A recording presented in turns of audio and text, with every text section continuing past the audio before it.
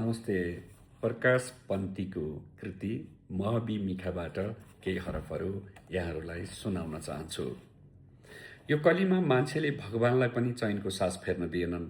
आजसम्म मान्छेले गरेका यी सारा अत्याचारहरू सहँदै आउनुभएको थियो पशुपतिनाथजीले। अब उहाँको धैर्यको बाँध टुटेको छ।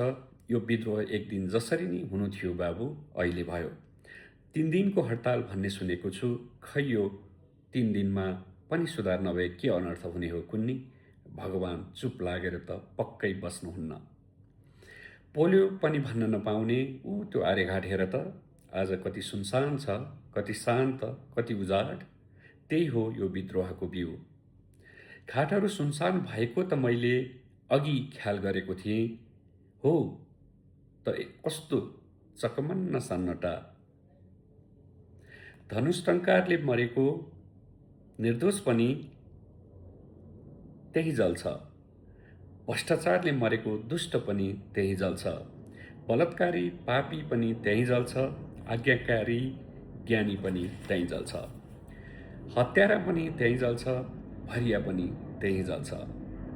देशद्रोही नेता पनि त्यही जल्छ। देशभक्त सहित पनि त्यही जल्छ। अधर्मी चण्डाल पनि त्यही जल्छ। सन्त पुण्यात्मा पनि त्यही जल्छ।